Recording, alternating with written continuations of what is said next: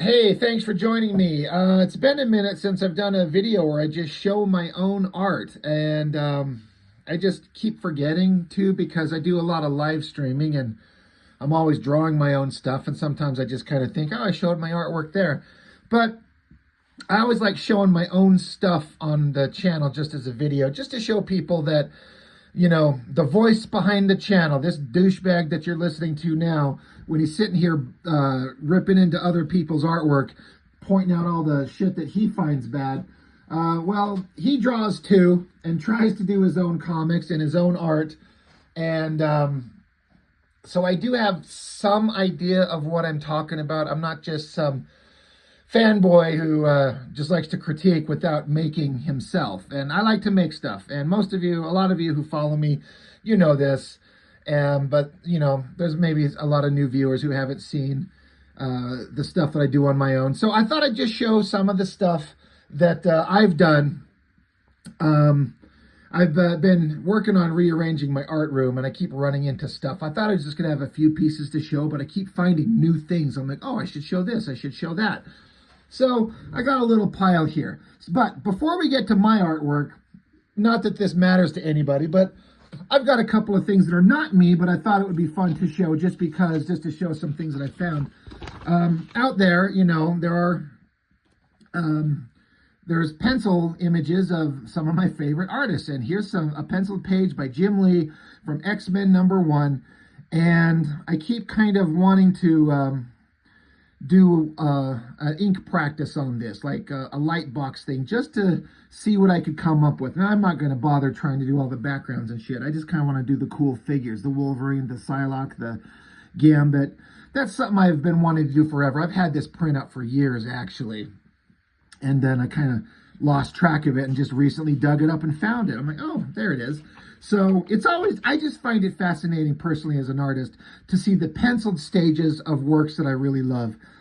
And there's so many pages in comics that I would just die to see in pencil, but they never bothered to because they were on like a schedule, like it's penciled, it's inked, it's done, we've moved on, and no one bothered to make a record of it. So it's kind of fun when you get to see some penciled images that you don't get to see anywhere else.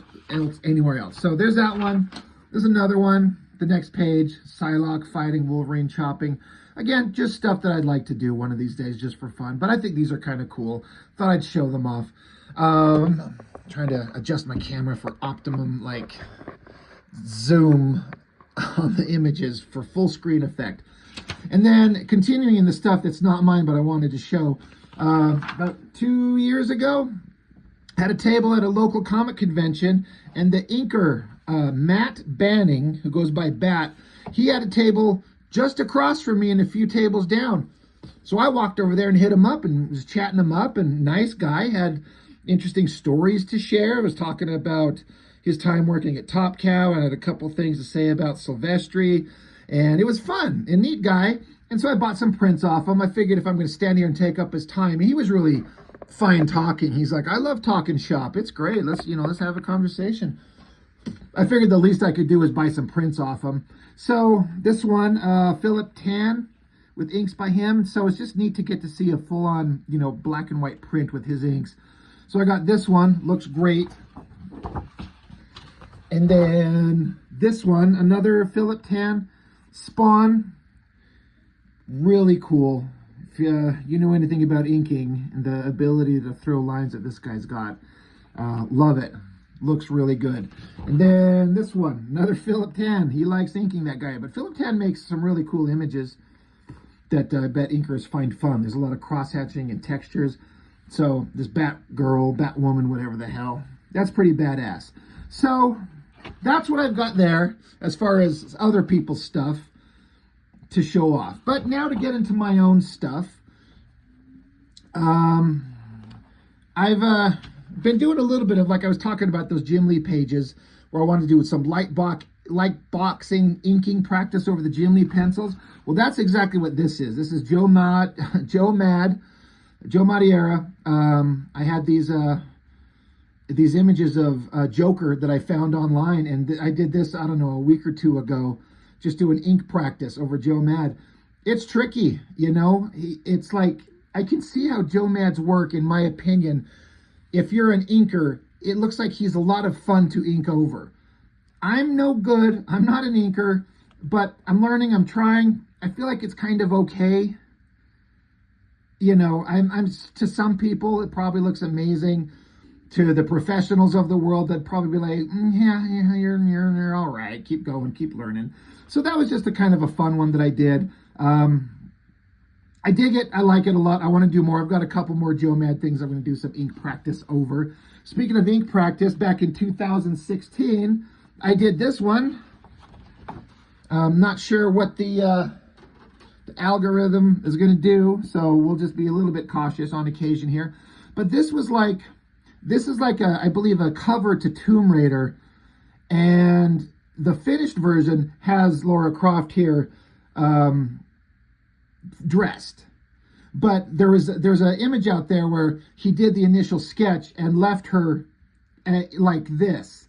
And Adam Hughes, this is, for anyone who doesn't know, this is an Adam Hughes pencil that I did a Lightbox ink over. This is back in 2016. You know, it's okay. Man, can he draw a set. I'm such a simple man. But speaking of lightboxing Adam Hughes, this is one, again, this is 2016. This one I did just tonight on a live stream, and I had a lot of fun with it. Again, it's, God, I already kind of creased the paper. That's what you get when you're trying to fart around with these things. But Adam Hughes I find really hard to ink because he's got such a precise control over his pencil line and his figures. It's really easy to fuck up his work, I believe. But fun to do. I had a lot of fun with this. And again, I did this just tonight as of this recording. So again, digging through my artwork, just a sketch I did. This is back in 2022. Had a lot of fun with that one. This was me doing some ink practice over some Mike Mignola stuff. I ruined it, you know. Anything that was awesome about Mike Mignola, I destroyed. But I was trying to do something. I was trying to interpret his weird pencil lines. He didn't pencil this, in my opinion, to ever be inked. It was just like a sketch. Never intended to be inked, but I butchered it. But it's practice. More figure drawings from me. These were fun. This one I did on a live stream just, I don't know, about a week ago. Using that Kohl Erase blue pencil. That was fun. These are some character sketches for the next project that I'm working on right now. The character Red Coyote and Dollface. Haven't had a chance to actually draw them in the book yet, but they're coming up very soon. I'm very excited, especially to see the cool stuff that Master Inker Chuck Gibson is doing. Can't wait to show these when we get there. This is a drawing I did, again, very recently on a live stream. Just found this reference online. I didn't really have any kind of expectations. I just kind of sat down and started drawing, and I liked the way it come out. You know, I might have... that hand could be better, but her face and her hair, and I kind of like the way the ink lines were working. I mean, I'm not saying it's a work of genius or anything, but I'm relatively happy with it. As a sketch, I'm like, all right, hot girl, long black hair, tattoos, muscles, yeah, sign me up. I dug these up. These are old, but some of the better stuff I've done, these are from 2015. I used to fart around with Copic markers a lot more than I ever do now, which is very rare. I've still got the markers. I was trying to do what Adam Hughes would do with Copic marker stuff, so I found some reference and did, you know, light drawing, and then did some Copic marker tones. This is the cool grays. I kind of still dig this. I think this looks kind of good, you know, all things considered. So that one's fun. And then this is another one I did. I feel like the color tones came out all right. Again, just trying to be cautious here.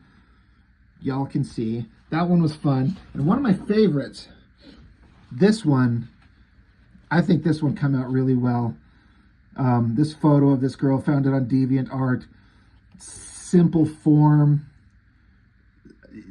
It was just so attractive and so interesting. So I was just trying to do my best Copic marker. Again, 2015. So that's what that one is. This one was, I did the line work and then I handed it over to my friend Bobby. She hit me up. She's like, oh my God, you should let me do watercolor on top of that. And so I did. And I gave it to her, and this is what she gave me back. And I've never seen any of my stuff ever watercolored. If I could have done her a favor and put it on something better than just this Bristol board, because this stuff doesn't take watercolor, not too many layers too well. But this was fun to see. She said that she thinks I should do like a thicker ink line around it to define it more. But once I saw what she did do it, I was like, I don't know, I kind of like it just the way it is. So we'll leave it at that. I might have shown these already, just more figure drawing, just for the hell of it. Practicing with the new ink brush at the time. These are, I don't know, a year old at least, maybe more. I don't know if I've shown this one before. I had a dream. I had a dream. I've got a friend, this gal, who was getting into archery a bit, and she was telling me about how she had bow and arrows and stuff like that. And so I had a dream that she was on a mountain being chased by giant robot things, and they were out there trying to kill her. And so I just kind of, this exact image was not in the dream, but the dream itself inspired the image. So hot babe, big muscles, bow and arrow on top of a mountain, weird random robot designs. I'm no good with robot designs and technology. I'm always faking it, and I mean, we're all faking it, but trying to come up with something interesting, doing some dramatic uplighting, different designs on all of them.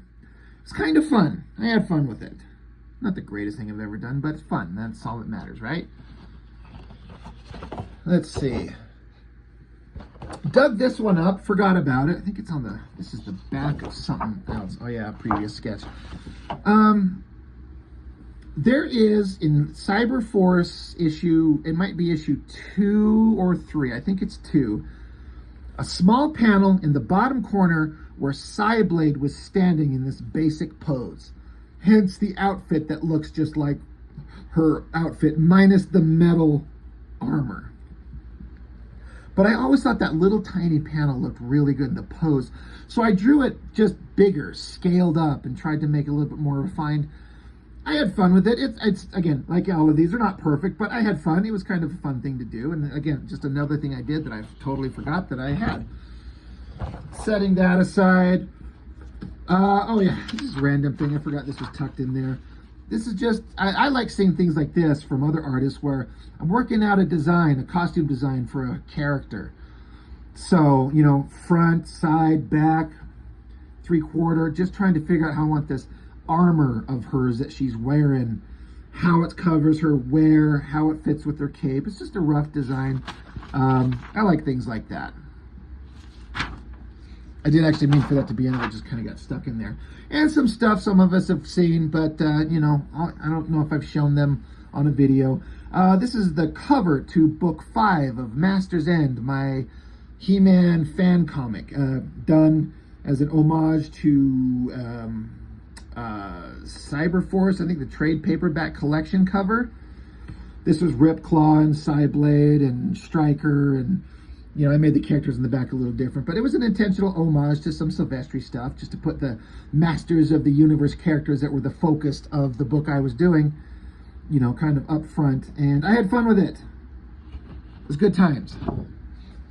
This was going to be the back cover of book 6 until me and Chuck Gibson come up with something that was better, so now it's the inside back cover.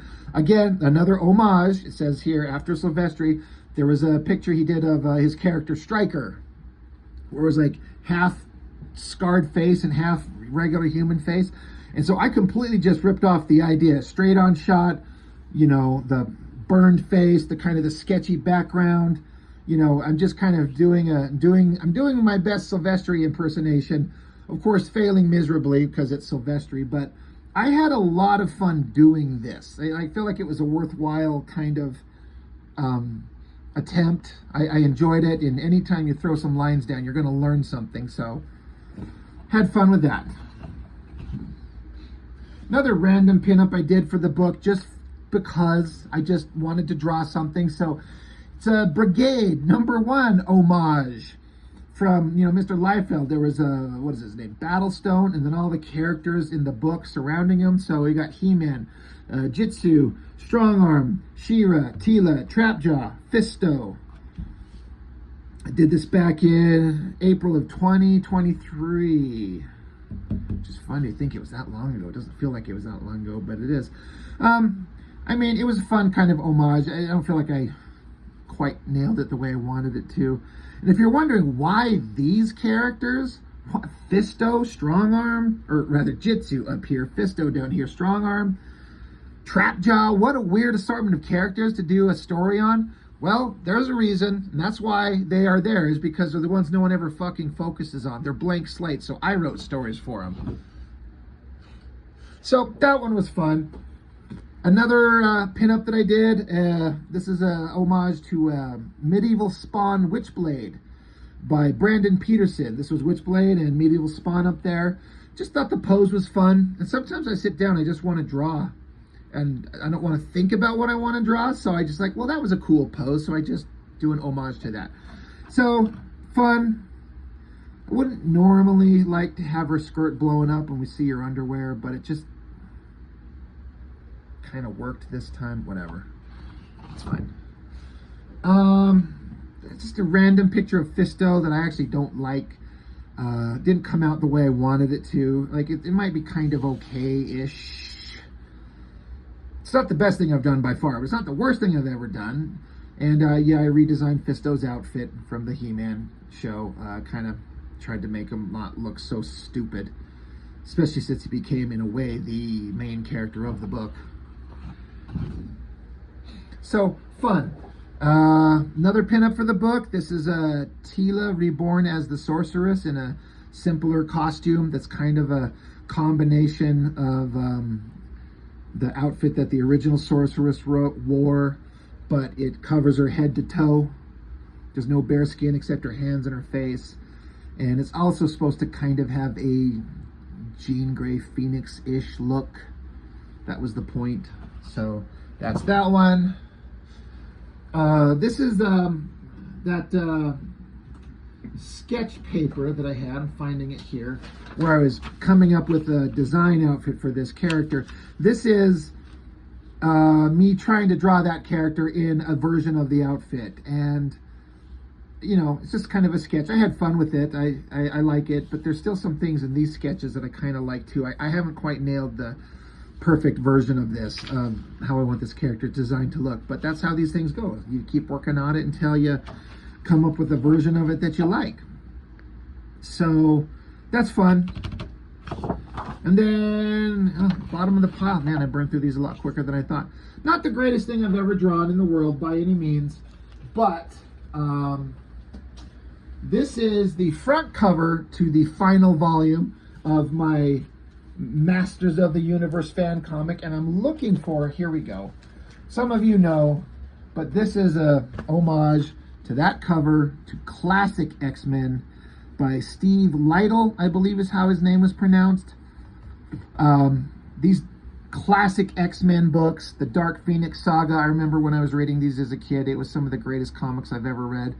And I keep the pile of them right here next to my desk as inspiration. It's never too far out of reach. But I just thought, in terms of the tone of the story, this type of color fit the book. I have one right here. At least I should. Here we go.